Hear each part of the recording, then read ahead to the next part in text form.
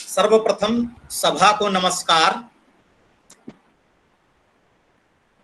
तमिल भाषा के ऊपर हिंदी भाषा का प्रभाव, इसे हम 3 उदाहरणों से आपके सम्मुख रखते हैं।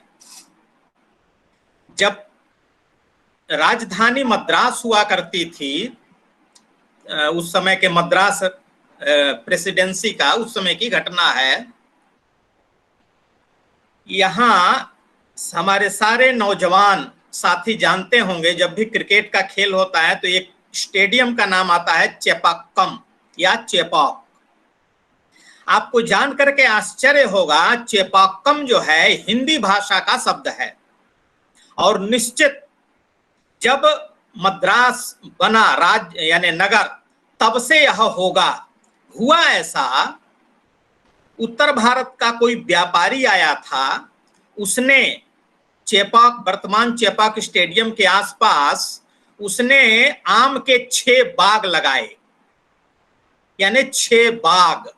अब तमिल भाषा के प्रथम अक्षर यानी वर्ग में प्रथम अक्षर क के बाद सीधे ङ होता है, ख ग घ नहीं होता है। इसी प्रकार से 5 वर्गों में होता है, यानी प के बाद सीधे म। तो 6 का उच्चारण हो गया च या चे, और बाग हो गया पाक। अब 6 बाग जो हिंदी भाषा का था, जो उस व्यापारी ने किया था, वह हो गया चेपाक। इसी प्रकार से दूसरा पद हम उदाहरण के लिए देते हैं, जो हिंदी भाषा का प्रभाव तमिल भाषा के ऊपर बताता है। यहां एक नगर है, उपनगर है कोडम्बाक्कम। हुआ ऐसा, जब अंग्रेज रईस लोग रेस कोर्स में जाया करते थे, तो उनके लिए घोड़े हुआ करते थे। उन घोड़ों के विश्राम के लिए एक बाग बनाया गया। तो साधारण जनता, जो उनके साइस या इस तरह के जो रहते हैं, उन्होंने अथवा हिंदी भाषियों ने उनको कहा घोड़े का बाग। वही घोड़ा, घ का उच्चारण क हो गया और बन गया कोडम्बाक्कम।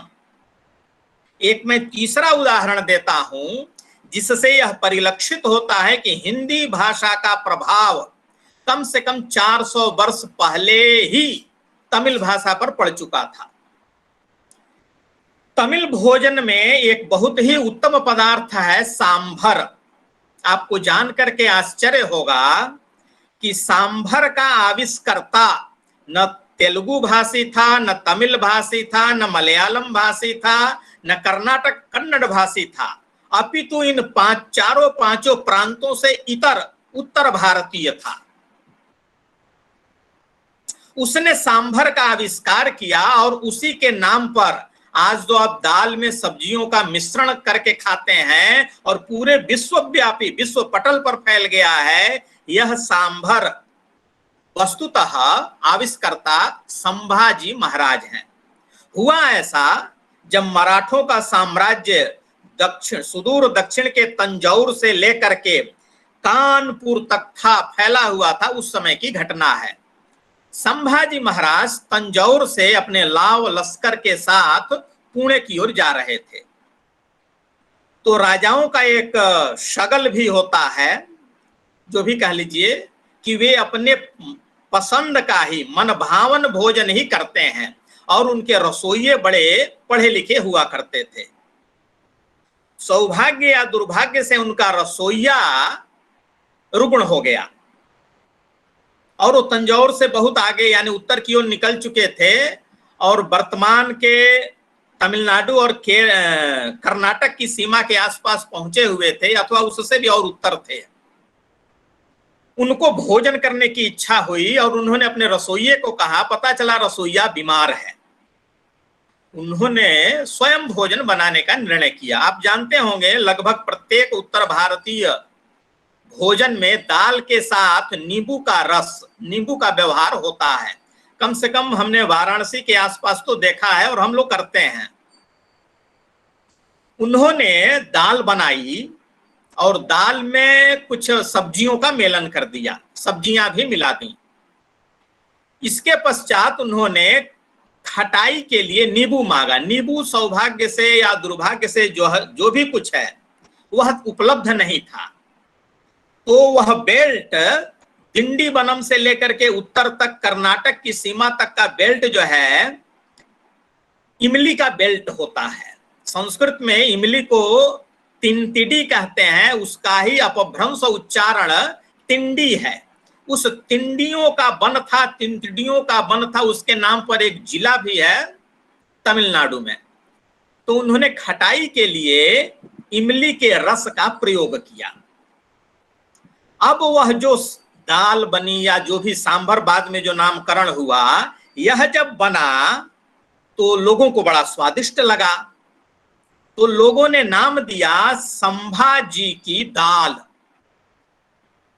बाद में दाल शब्द लुप्त हो गया, अब मचा संभाजी की। तमिल भाषा में आदर के लिए अर् या अन्न का व्यवहार किया जाता है। अर्थात जैसे किसी का नाम है सुंदर तो उसे कहेंगे सुंदर नार, कल्याण नाम है तो कल्याणार, अथवा मामी है तो मामियार। तो यहाँ तमिल उच्चारण में संभाजी की दाल का नाम पड़ा संभार दाल। अब वह दाल लुप्त होकर के सांभर पद प्रचलित हो गया। इन तीनों, इसके कई अनेक उदाहरण हैं, हमने देखे हैं। इससे लगता है कि केवल हिंदी भाषा किसी संकुचित क्षेत्र में नहीं थी, स्वतंत्रता के पूर्व भी, अपितु हम कह सकते हैं आज के 400 वर्ष पहले से ही हिंदी भाषा भाषियों का प्रचार या प्रसारण विश्व में हो रहा था। उसी समय यह तमिलनाडु में आए और तमिलनाडु के जितने खान पान सब कुछ है उस पर उन्होंने प्रभाव डाला। हमारा इतना ही कहना था और हम सबके प्रति कृतज्ञ हैं। धन्यवाद।